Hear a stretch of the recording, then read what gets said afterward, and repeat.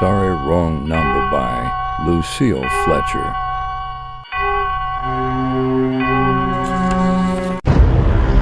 Good evening. This is the Man in Black.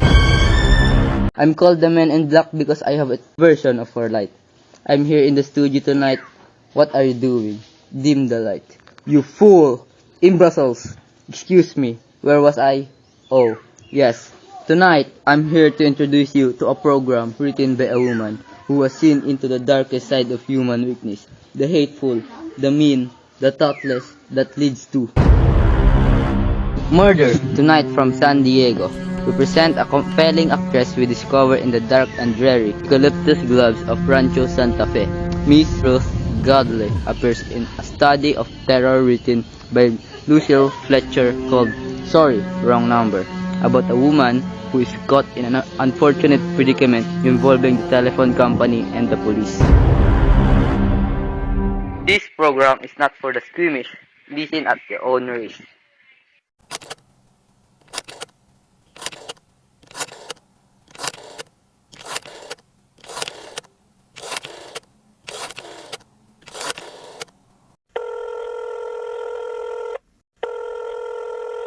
Later, I've been trying to call Mariah Hill 40098 for the last half hour and it's been busy. I don't see how it could possibly be busy that long. Can you try that number for me, please? I'll be glad to try the number for you. One moment, please.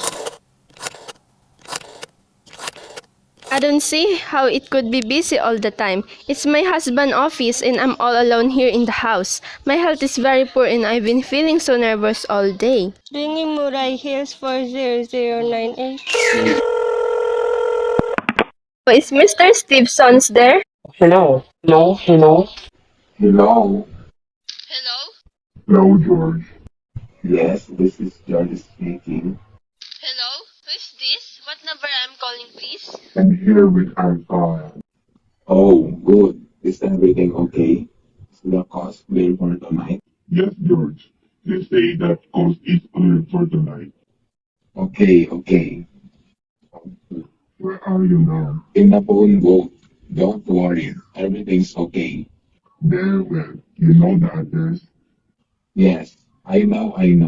Let's see now. At 11 o'clock, the private patrolman goes around the corner to 2nd Avenue for a beer. That's right. 11 o'clock.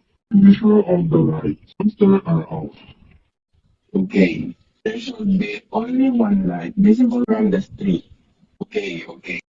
What's that? Just a minute, George. Oh, our client flashed it up at 11:15. A train crosses the bridge. It makes a noise in case a window is open and she should scream. Hello? What number is this, please? Okay, I understand. That's 11:15, the train, eh? Yes, do you remember everything else, George? Yeah. I'll make it quick, as little but as possible because our client does not wish to make her suffer. That's right. You'll use a knife? Yes, a knife. It will be okay.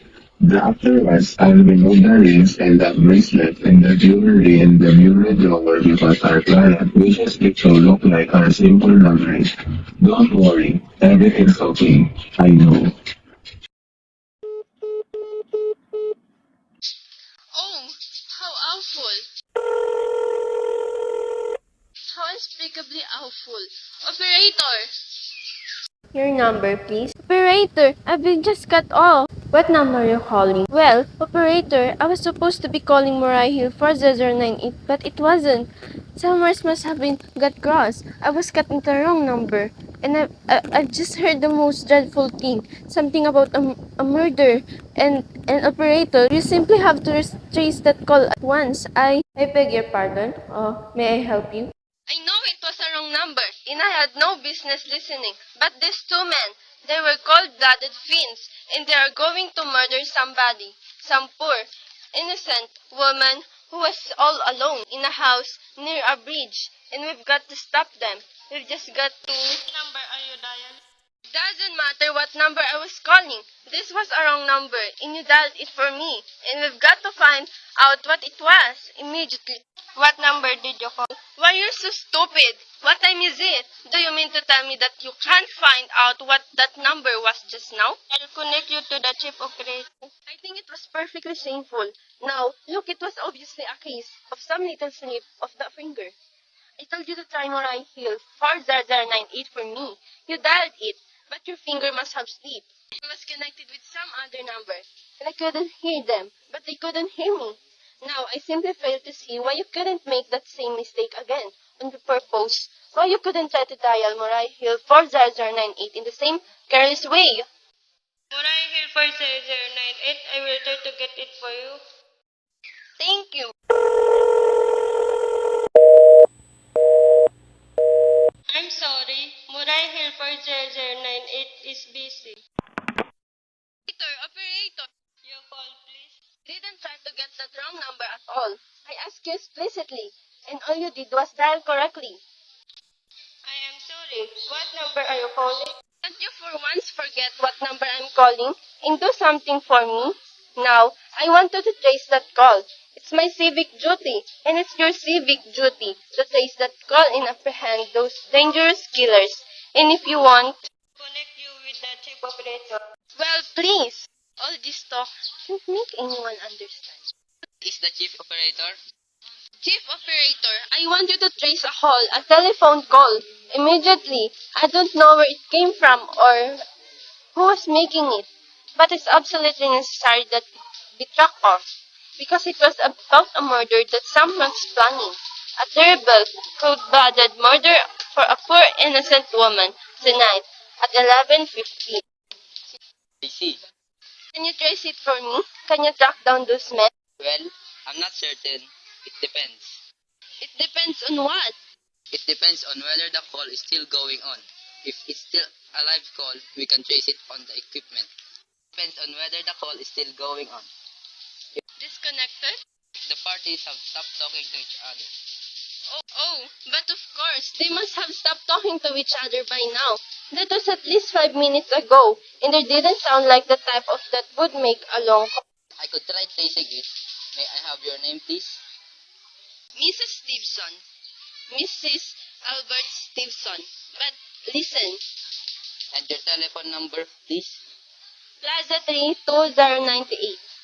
But if you go on wasting all this time, Why do you want this call traced? why? No reason. I merely felt very strongly that something ought to be done about it. These men sounded like killers. They are dangerous. They are going to murder this woman at 11:15 tonight. I thought the police ought to know.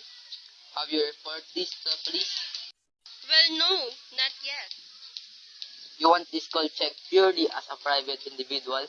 Yes, but meanwhile, I'm sorry, Mrs. Stevenson, but I'm afraid we couldn't make this check for you and trace the call just on your say-so. but A private individual. why? We have to have something more efficient. Oh, for heaven's sake! You mean to tell me I can report there's going to be a murder without getting tied up in all this red tape? Why? It's perfectly idiotic. Well, alright. I'll call the police. I'm sure that will be the best way to deal with. Ridiculous. Never heard of such nonsense. Your call, please. Get me the police department, please. Ring in the police department. Can't you ring them direct? Station 43, Sergeant Martin speaking. Police department. This is Mrs. Stevenson.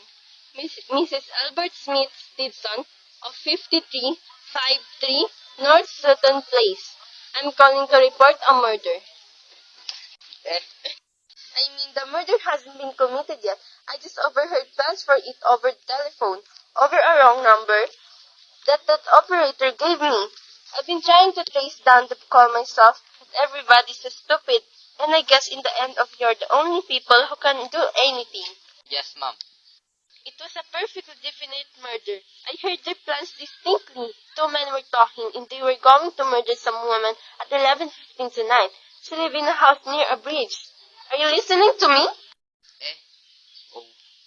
Yes, ma'am.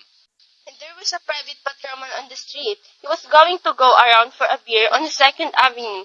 And there was some third man, a client, who was paying to have this poor woman murdered. They were going to take her rings in bracelet and use a knife. Well, it's unnerved me dreadfully, and I'm not well. Yes, I see. When was all this, ma'am? About 8 minutes ago. Oh, then you can do something. You don't understand? What's your name, ma'am? Miss Stevenson. Mrs. Albert Stevenson. And your address? 53. 53 North Sutton Place. That's near a bridge. Queensborough Bridge. You know, and we have a private patrolman on a street. Yeah. 2nd Avenue is And, what was the number you were calling? Moray Hill 40098, but that wasn't the number I have heard. I mean, Moray Hill 40098 is my husband's office. Mm-hmm. He's working late tonight, and I was trying to reach him to ask him to come home. Yes. I am invalid, you know, and it's been the maid's night off, and I hate to be alone even though he stays. Yeah, well, As long as I have the telephone here right beside my bed. we'll look into it, Mrs. Stevenson, and see if we can check with the telephone company. Well, we'll look into it, Mrs. Stevenson, and see if we can check the telephone company. The telephone company said they couldn't check the call. The parties have stopped talking. I've already taken care of that. Oh, you have? Yes, and personally, I feel you ought to do something more immediate and drastic than just check the call. What good does checking the call do if they just stop talking? The time you track it down, I'll have already committed the murder. Yeah, well, we'll take care of it. Don't worry. Say the whole thing calls for a search. A complete and thorough search of the whole city. I'm very near the bridge, and I'm not very far. You said, 2nd Avenue, and I know I'd feel a whole lot better if you sent around a radio car to this neighborhood at once. well, what makes you think the murder is going to happen? Well, what makes you think the murder is going to be committed in your neighborhood, ma'am? Well, I don't know. Only the coincidence is so horrible. 2nd Avenue, the patrolman, the bridge. Yeah, well, 2nd Avenue, you know, it's a very long street, ma'am. And you know how many bridges there are in the city of New York alone, not to mention Brooklyn, Staten Island, and Queens, and the Bronx. Oh, that all. How do you know it isn't some little house on Staten Island, on some little 2nd Avenue you never heard about? How do you know they're even talking about New York at all? But I heard the call on the New York dialing system. Well, maybe it was a long-distance call you overheard. No! You know, telephones are funny things. Now look, why don't you look at it this way? Supposing you hadn't broken in on that telephone call. Supposing you got your husband the way you always do. You wouldn't be so upset, would you? I suppose not. It sounded so inhuman, so cold-blooded.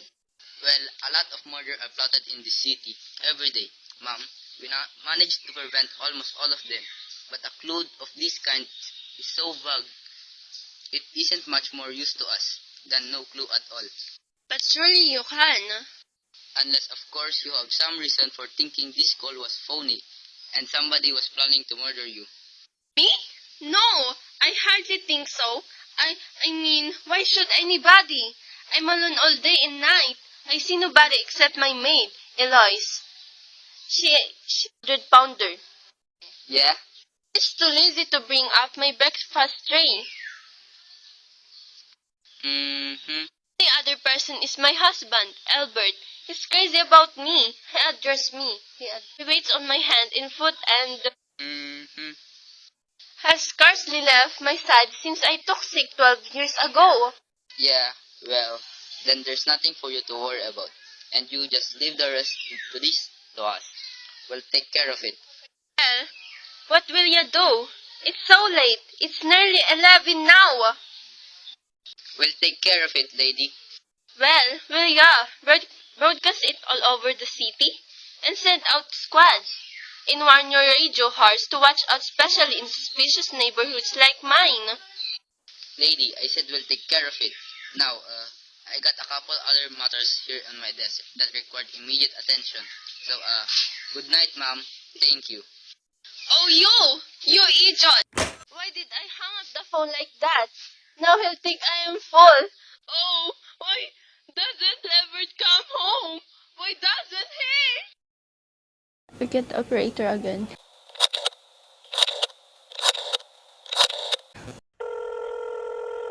Your call, please. Operator, for heaven's sake, will you ring that Murray Hill 40098 number again? I can't think what's wrong keeping him so long. I will try it for you. Sorry, Murray Hill 40098 is busy. I will try. I can hear it. You don't have to tell me. I know it's busy. If I could only get out of this bed for a little while. If I could get a breath of fresh air, or just lean out of the window and see the street. Hello? Albert? Hello? Hello? Hello? What's the matter with this phone? Hello? Hello? Oh, for heaven's sake. Who is this? Hello? Hello? Hello? Who's trying to call me? What are they trying to do to me?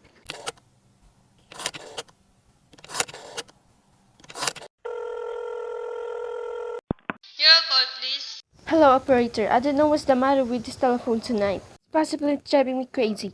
I've never seen such inefficient, miserable service. Now look, I'm invalid. I'm very nervous, and I'm supposed to be annoyed. But if this goes on much longer. What seems to be the trouble? Well, everything's wrong. I haven't had one bit of satisfaction out of one call I admit this evening. The whole world could be murder of all you people you care. And now my phone keeps ringing and ringing and ringing and ringing every time 5 seconds. Oh, suddenly I pick it up. There's no one there. I'm sorry. If you hang up, I will test it for you. I don't want you to test it for me. I want you to put call through, whatever it is, at once. I'm afraid I cannot do that. You can't? And why? May I ask? The dial system is automatic. If someone's trying to dial your number, there is no way to check whether the call is coming through the system or unless the person is trying to reach you complains his particular operator. Well, of all the stupid. In Milo, I've got to sit here in my bed, suffering every time the phone rings, imagining everything. I will try to check the trouble. Check it. For you, ma'am. Oh, what's the use of talking to you? You're so stupid. I'll fix her. How dare she speak to me like that? Your call, please. Young woman, I don't know your name, but there are ways for finding you out. And I'm going to report you to the superiors for the most unpardonable rudeness and insolence to ever been privileged. Oh, give me the business office at once. You may dial that number direct. Dial it direct? I'll do no such thing. I don't even know the number. The number is in the directory, or you may secure it by dialing in for. Listen here, you! What's the use? Oh, for heaven's sake, I'm going out of my mind. Hello? Stop ringing me, do you hear? Answer me, who's this? Do you realize you're driving me crazy? You're calling me. What are you doing it for? Stop it, I say. If you don't stop ringing me, I'm going to call police, do you hear? Hello? If Albert would only come home. Oh, let it ring. Let it go and ringing. I won't answer it. This time. If it's going ringing all night, I won't answer it. Stop. Why did it stop ringing at all of a sudden? What time is it? Where's my clock? Where is it? 5 to 11. They've decided something. They're sure I'm home. They've heard my voice answering. That's why they've been ringing.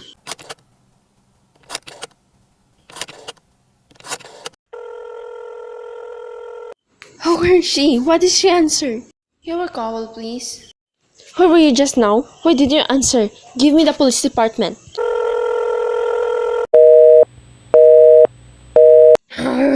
I'm sorry, the line is busy. I will call you when. Busy? That's impossible. The police department can be busy.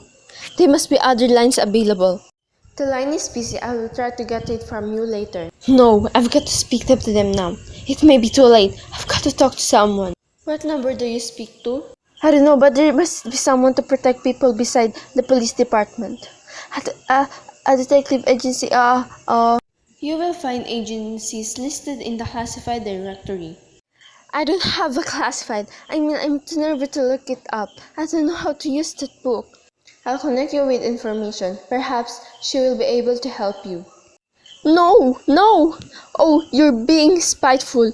Aren't you? You don't care what happens to me. I can die and you won't care. Oh, stop it! Stop it! I can't stand it anymore. What do you want? Stop ringing. Will you stop? Hello? Is this Plaza 32099? Yes.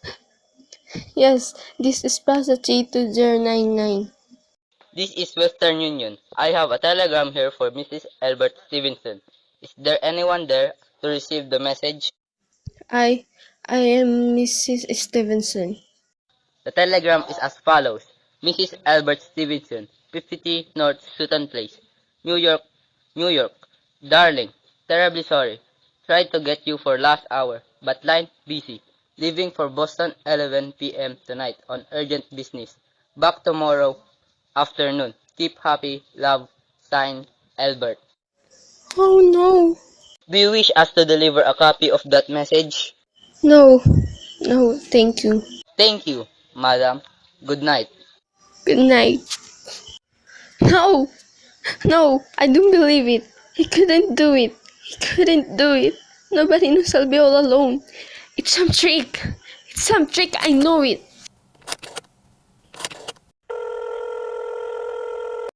Your number, please.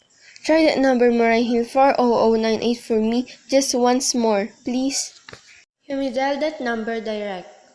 Oh, 40098.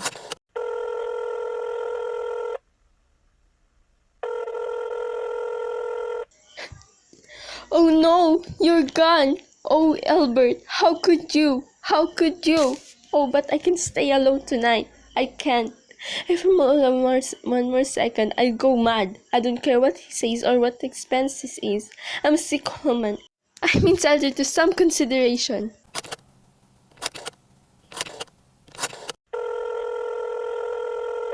This is information. May I help you? I want a telephone number for Hanshin Hospital. Hensley Hospital, do you have the street address? No, no. It's somewhere in the 70s. It's a very small, private, exclusive hospital where I had my appendix out 2 years ago. Hensley. Hanchley. 1 moment, please. Please hurry. And please, what is the time? You may find out the time by dialing Merindian 71212. Oh, for heaven's sake. I've no time to be dialing. The number of Hensley Hospital is Battlefield 89970. 89970. Is that Hanchley Hospital? Hensley Hospital. Nurses Registry. Who is it that you want to speak to? I want the nurse registry at once. I want a trained nurse. I want to hire immediately for the night. I see. What is the nature of the case, madam? Nerves. I'm very nervous. I need soothing and compassionate. You see, my husband is away and I'm... Have you been recommended to us by any doctor in particular, madam? No, but I really don't see why all this is necessary. I want a trained nurse. I was a patient in your hospital 2 years ago and after all, I do expect to pay this person for attending me. We quite understand that, madam, but these are war times, you know. Registered nurses are very scarce just now and our superintendent has asked us to send people out only on cases where the physician is charged feels it is absolutely necessary. Absolutely. Well, it's absolutely necessary. I'm a sick woman. I'm very upset. Very. I'm alone in this house, and I'm in Valley, and tonight I overheard a telephone conversation that upset me dreadfully. A woman is going to be killed when a train crosses the bridge. In fact, if someone doesn't come at once, I'm afraid I'll go out of my mind. Well, I'll speak to Miss Phillips as soon as she comes in. And what is your name, madam?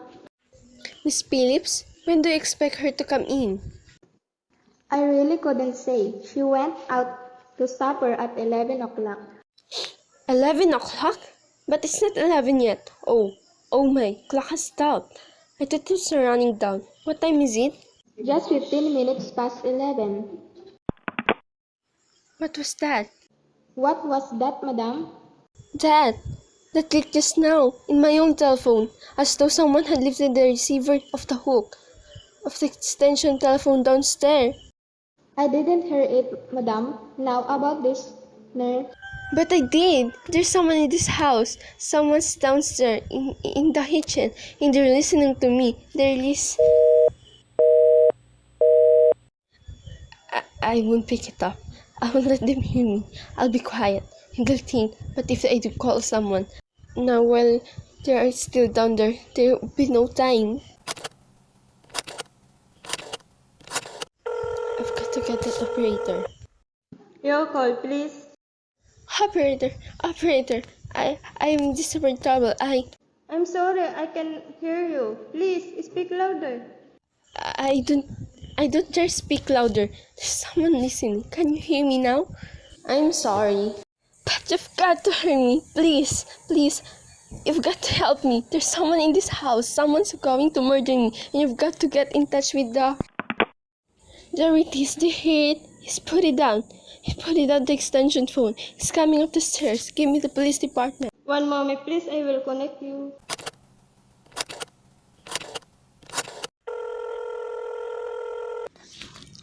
Okay, hurry. I can hear it. Oh no, please. Oh God, hurry.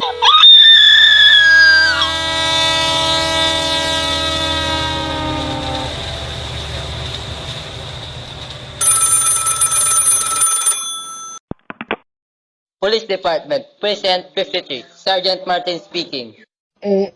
Police department? Oh, I'm sorry, must have got the wrong number.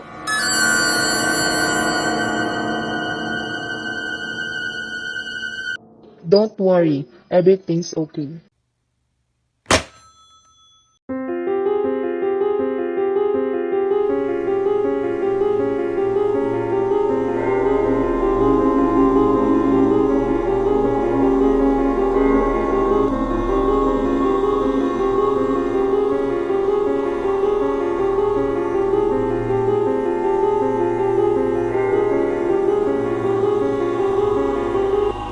While things did not turn out too well for Mrs. Stevenson, fortunately, the author of tonight's tale spared you the embarrassment of including a song performed by our producer's wife. Mr. Stevenson, by the way, did not completely escape justice. He moved to California with his secretary, Marge, where he has won a seat on the San Diego Council.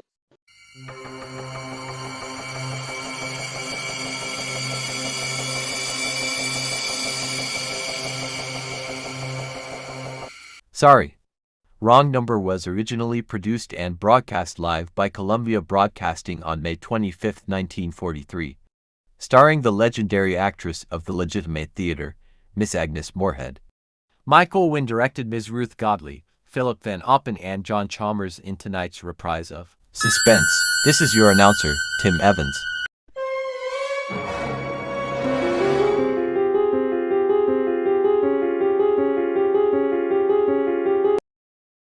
The end.